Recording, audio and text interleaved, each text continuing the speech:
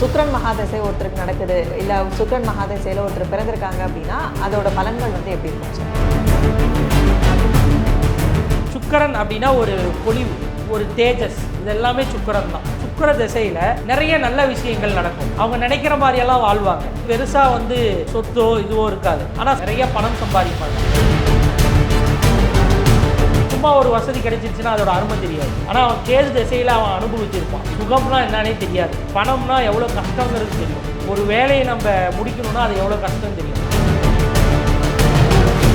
கிட்டத்தட்ட ஒரு 10 ஆண்டு காலம் அவங்க ரொம்ப கஷ்டப்படக்கூடிய ஒரு சூழ்நிலை தான். அதுக்கு அடுத்து தான் வந்து அவங்களுக்கு நல்லா இருக்கக்கூடிய ஒரு அமைப்பு அப்படிங்கிறது. பொதுவாக இந்த சுக்கரனுடைய நட்சத்திரங்களில் பிறந்திருக்கவங்கள பாருங்களேன், பசிக்கு சாப்பிட்றவங்க, ருசிக்கு சாப்பிடக்கூடியவங்க, நல்ல ஒரு லக்ஸுரியான ஒரு இடத்துல தான் இருக்கணும்னு நினைப்பாங்க. ஒரு துணி எடுத்தால் கூட 500 ரூபா துணியெல்லாம் எடுக்க மாட்டாங்க.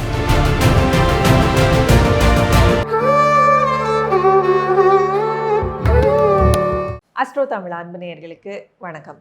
நம்ம சேனலில் தொடர்ந்து வந்து ஜோதிட ரீதியாக ஆன்மீகம், வாஸ்து, நியூமராலஜி அப்படின்னு பல இன்ட்ரெஸ்டிங்கான விஷயங்கள் வந்து பார்த்துட்ருக்கோம். அந்த வகையில் இன்னைக்கு ஜோதிட ரீதியான விஷயங்கள் பேசுறதுக்காக நம்ம கூட ஜோதிட சிரோன்மணி மீனம் விக்னேஷ் அவர்கள் இணைந்திருக்கிறாங்க. வணக்கம் சார். வணக்கம். ஸோ தொடர்ந்து நம்ம சேனலில் ஒரு கிரகத்துக்கு உண்டான மகாதசை பலன்கள் வந்து எப்படி இருக்கும் அப்படின்னு சொல்லி பார்த்துட்ருக்கோம். அந்த வகையில் அடுத்ததாக வந்து சுக்ரன். ஸோ சுக்ரன் மகாதசை ஒருத்தருக்கு நடக்குது, இல்லை சுக்ரன் மகாதசையில் ஒருத்தர் பிறந்திருக்காங்க அப்படின்னா அதோட பலன்கள் வந்து எப்படி இருக்கும் சார்? சுக்கர திசை அப்படிங்கிறது வந்து பார்த்தீங்க அப்படின்னா இது வந்து 20 ஆண்டு காலம் ஒரு மனிதனுக்கு நடக்குமா. கிட்டத்தட்ட ரொம்ப ஒரு லாங் பீரியட் இல்லைங்களா. அப்போ இந்த சுக்கர திசை யார் யாருக்கெல்லாம் நடக்கும் அப்படின்னா, இளமை காலத்தில் அஸ்வினி, மகம், மூலம் இந்த நட்சத்திரத்தில் பிறந்திருக்கக்கூடியவர்கள். அதே மாதிரி வந்து பார்த்தீங்க அப்படின்னா ஆயில்யம், கேட்டை, ரேவதி இந்த நட்சத்திரத்தில் பிறந்திருக்கக்கூடியவர்கள். இவங்களுக்கெல்லாம் ரொம்ப இளமை பருவத்திலேயே வந்து பார்த்தீங்க அப்படின்னா இந்த சுக்கர தசை நடக்கும். அப்படி இருக்கும் பொழுது சுக்கரன்னா பொதுவாக என்ன சொல்கிறோம், யாராவது ஒருத்தர் நல்லா இருந்தால் என்ன சொல்கிறோம், சுக்கர தசை அடிக்குதுரா அவனுக்கு அப்படின்னு சொல்கிறோம் இல்லைங்களா. சுக்கர தசையில் ஓஹோன்னு வந்துட்டான்னு சொல்லுவோம். அப்போ எதனால் சுக்கரன் அப்படின்னா, சுக்கரன் அப்படின்னாவே லக்ஸுரிங்க. அதே மாதிரி வந்து பார்த்தீங்க அப்படின்னா சுக்கரன் அப்படின்னா ஒரு பொலிவு, ஒரு தேஜஸ், இது எல்லாமே சுக்கரன் தான், ரைட்டுங்களா. அப்படி இருக்கிறப்ப சுக்கர திசையில் நிறைய நல்ல விஷயங்கள் நடக்கும். அவங்க நினைக்கிற மாதிரியெல்லாம் வாழ்வாங்க. அதாவது வந்து பெருசாக வந்து சொத்தோ இதுவோ இருக்காது, ஆனால் சம்பாதிப்பாங்க, நிறைய பணம் சம்பாதிப்பாங்க. அதை செலவும் பண்ணுவாங்க இல்லைங்களா. அவங்களுக்கு தேவையான விஷயங்களை வாங்குவாங்க, தேவையான இதெல்லாம் வாங்கி அதன் மூலயமா சந்தோஷப்படுவாங்க. அவங்களுடைய மனசுக்கு பிடிச்ச மாதிரி அவங்க வாழக்கூடிய அமைப்பு இந்த சுக்கர திசையில் நடக்கும். அப்போ அது யாருக்கு நடக்குது அப்படின்னு பார்த்தீங்கன்னா, அவங்க ஆல்ரெடி கேது தசை முடிஞ்சிருக்கும் இல்லைங்களா. கேது தசை முடிஞ்சவங்களுக்கு வந்து பார்த்தீங்கன்னா சுக்கர தசை ஸ்டார்ட் ஆகும். அப்போ பணத்தை வந்து அவன் எப்படி கையாளணும், பணத்தோடைய அருமை, அவன் இருக்கக்கூடிய வசதி, இப்போ ஒரு வசதி கிடைக்குதுன்னா சும்மா ஒரு வசதி கிடைச்சிருச்சுன்னா அதோட அருமை தெரியாது. ஆனால் அவன் கேது திசையில் அவன் அனுபவிச்சிருப்பான். சுகம்னா என்னன்னே தெரியாது கேது திசையில். பணம்னா எவ்வளோ கஷ்டங்கிறது தெரியும். ஒரு வேலையை நம்ம முடிக்கணும்னா அது எவ்வளோ கஷ்டம் தெரியும். இது எல்லாமே சுக்கர திசையில் என்ன ஆகும், இதெல்லாம் உடனே கிடைக்க அதோடைய அருமை தெரியும். அப்போ அதை அவன் தப்பாக யூஸ் பண்ண மாட்டான். அதனால தான் கேது ஃபஸ்ட்டே என்ன பண்ணிடுறாரு, அதுக்கு பதப்படுத்திடுறாரு அவங்கள. இப்போ பதப்படுத்தும் பொழுது இது இப்படி தான் அப்படிங்கிற விஷயத்தை தெரிஞ்சுக்கிறாங்க. சுக்கர திசையில் அவங்க பெரிதும் தவறு செய்வதில்லை. ஆனாலும் ஒரு சிலர் சுக்கர திசையில் தான் நிறைய தவறுகளை செய்கிறாங்க. காரணம் என்னென்னா, அவங்களுடைய சுயஜாதகத்தில் சுக்கரன் என்ன மாதிரியான நிலையில் இருக்கார் அப்படிங்கிறத தெரிஞ்சுக்கிட்டு அவங்க ஒர்க் பண்ணும்போது ரொம்ப நல்லாயிருக்கும். அதே மாதிரி இன்னொரு விஷயம் சொல்லணும் அப்படின்னா, சுக்கரன் அப்படிங்கிறவர் வந்து நிறைய காம உணர்வுகளை தூண்டக்கூடியவர். அப்போ என்ன ஆகும் அப்படின்னா, இந்த இளம் வயதில் இருக்கக்கூடியவர்கள் ரொம்ப ஜாக்கிரதையாக இருக்கணும். அப்போ எதிர்பாலினத்தவர் மீது ரொம்ப அந்த ஒரு ஈர்ப்புங்கிறது அதிகமாக இருக்கும். அப்போ இந்த சுக்கிர தசை நடக்கக்கூடியவர்கள் வந்து சரியான தெய்வ வழிபாடை செஞ்சுக்கிட்டே வரணும். இந்த இளம் வயதில் இருக்கவங்க செஞ்சுட்டு வந்தால் பெருசாக ஒன்றும் பாதிப்பு ஏற்படாது. அவங்க நினச்ச மாதிரி வாழ்க்கையை சந்தோஷமாக அனுபவிக்கலாம். ஆனால் பரணி, பூரம், பூராடம் இந்த நட்சத்திரத்தில் பிறந்திருக்கக்கூடியவர்களுக்கு ஸ்டார்டிங்கே சுக்கிர தசையாக இருக்கும். அப்போ 20 ஆண்டு காலம் சுக்கிர தசை நடக்குது. இதில் பாதி கிட்டத்தட்ட ஒரு 10 ஆண்டு காலம் அவங்க ரொம்ப கஷ்டப்படக்கூடிய ஒரு சூழ்நிலை தான். அதுக்கு அடுத்து தான் வந்து அவங்களுக்கு நல்லா இருக்கக்கூடிய ஒரு அமைப்பு அப்படிங்கிறது இருக்கும். அப்போ இவங்களுக்கு என்ன பரிகாரம் பண்ணலாம் சார் அப்படின்னா, சுக்கரன் அப்படிங்கிறவருக்கு அதிதேவதையே வந்து பெருமாள் தான். அதுவும் முக்கியமாக சொல்லணும்னா ஸ்ரீரங்கத்தில் இருக்கக்கூடிய பெருமாளை வழிபாடு செய்வதன் மூலம் ரொம்ப நல்ல ஒரு அமைப்பை நம்மளால் பார்க்க முடியும். ஸோ சுக்கிரதசை ஒருத்தருக்கு நடக்குது அப்படின்னா அவங்க என்ன மாதிரியான விஷயங்கள்லாம் வந்து ஆரம்பிக்கலாம் சார்? இப்போ சுக்கிரதசை எனக்கு ஸ்டார்ட் ஆக போகுது அடுத்தது அப்படிங்கும் பொழுது ஒரு நல்ல விஷயம் ஆரம்பிக்கிறதா இருக்கட்டும், அவங்க சுய ஜாதகத்தில் பார்த்து தான் ஆரம்பிக்கணுமா, இல்லை அந்த தசை வந்து நல்லா இருக்கும் அப்படின்னு? ஆமாம்மா, இப்போ சுக்கிரன் அப்படிங்கிற ஒரு திசையை நடத்துகிறாரு. அவர் பாதகாதிபதியாக வந்துட்டா, அட்டமாதிபதியாக வந்துட்டா, அப்போ இப்போ மீன லக்னத்தை எடுத்துக்கோங்க. மீன லக்னத்துக்கு 3க்கும் 8 கூடையவர் சுக்கிரன். அப்போ அவர் திசையை நடத்துகிறாருன்னு வைங்க.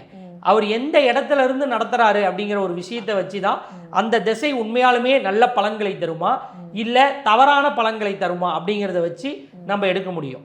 அப்போ பொதுவாக சொல்லும் பொழுது அதை ரொம்ப அக்யூரேட்டாக நம்மளால சொல்ல முடியாது. ஜாதகம் இருந்தால் மட்டும்தான் அந்த திசை எப்படி வேலை செய்யும், இவருக்கு என்ன மாதிரியான பாக்கியங்களை கொடுக்கும், எந்த மாதிரி விஷயங்களை கெடுக்கும், எதில் இவர் ஜாக்கிரதையாக இருக்கணும், எதில் இவர் உஷாராக இருக்கணும் அப்படிங்கிற விஷயத்தெல்லாம் அந்த சுக்கிரனுடைய நிலை, அவர் நிற்கக்கூடிய நட்சத்திரம், அவர் எந்த பாவகத்துக்கு அதிபதி, எங்கே நிற்கிறாரு அப்படிங்கிறத வச்சு தான் நம்ம ஃபுல்லாக டீட்டெயிலாக சொல்ல முடியும். இப்போ பொதுவாகவே சுக்கிர திசை ஒருத்தருக்கு நடக்குது அப்படிங்கிறப்ப மகாலட்சுமி வழிபாடு பண்ண ரொம்ப நல்லாயிருக்கும்.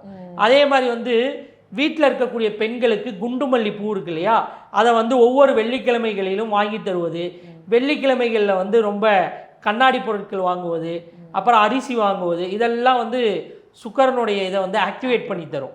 அப்போ பட்டு துணிகளை அதிகமாக உடுத்தும் பொழுது சுக்கிரன் நல்ல நிலையிலிருந்து நல்ல பலன்களை தரும் பொழுது அது எக்ஸ்ட்ராவாக நமக்கு கிடைக்கும். வைரம் அப்படிங்கிறது சுக்கிரன். இப்போ உதாரணத்துக்கு வைர கற்களை யாரெல்லாம் அணியலாம் அப்படின்னா சுக்கிரனுடைய நிலையை வச்சு தான் சொல்லணும், லக்னத்தை வச்சு தான் சொல்லணும். அப்போ இவ்வளோ விஷயங்கள் இருக்குது. சுக்கிர தசை நடக்குது நல்லா இருக்குது அப்படின்னு பொதுவாக நம்மளால் எதுவும் சொல்ல முடியாது.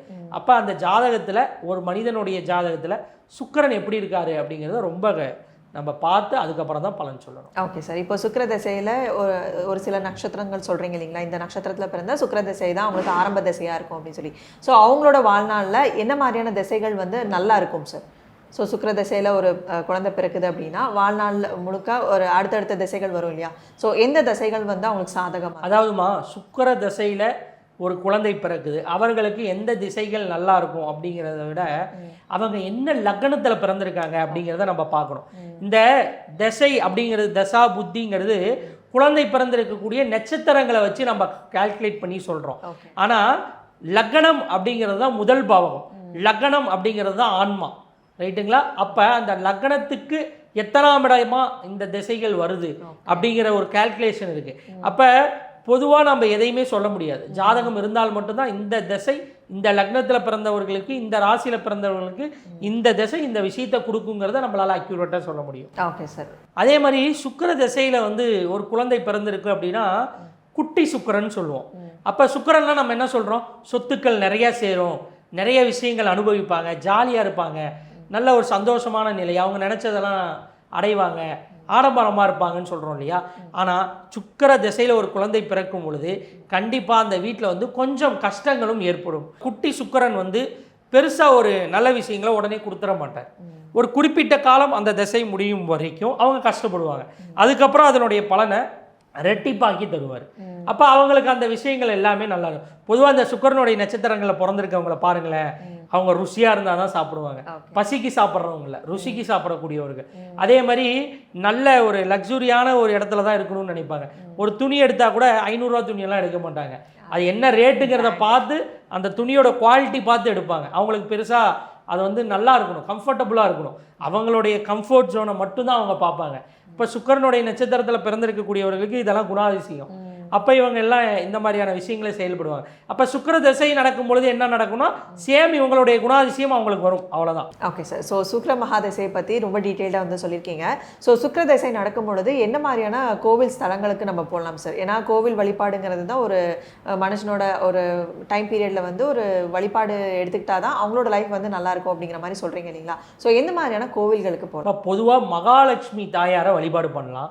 எந்த கோவிலாக இருந்தாலும் சரி, அம்மன் பிரதானமாக இருக்கக்கூடிய கோவில்களுக்கு சென்று வழிபாடு பண்ணுறப்ப மிகப்பெரிய ஒரு அதிர்ஷ்டங்கள் அந்த திசையை நடந்து கொண்டு இருப்பவர்களுக்கு நடக்கும் அப்படின்னு சொல்லலாம். அதே மாதிரி எல்லா தெய்வங்களுக்கும் மல்லிகை பூவை இவர்கள் எடுத்துகிட்டு போய் தானமாக கொடுத்து வழிபாடு பண்ணிட்டு வந்தாங்க அப்படின்னா உண்மையாலுமே சூப்பராக இருக்கும். பெருமாள் கோவில்களுக்கும் இவங்க போகலாம். இதெல்லாம் எப்போ செய்யலாம் சார் அப்படின்னா வெள்ளிக்கிழமையில் செய்யலாம். சரி, நான் கோயிலுக்கே போக மாட்டேன், நான் என்ன சார் பண்ணலாம் அப்படின்னா ஒரு 11 பேருக்கு இல்லை 6 பேருக்கு ஒரு 60 பேருக்கு இந்த மாதிரி நீங்கள் தானமாக கண்ணாடி பொருட்களை வழங்கலாம். கண்ணாடி அப்படிங்கிறது சுக்கிரன் தான்.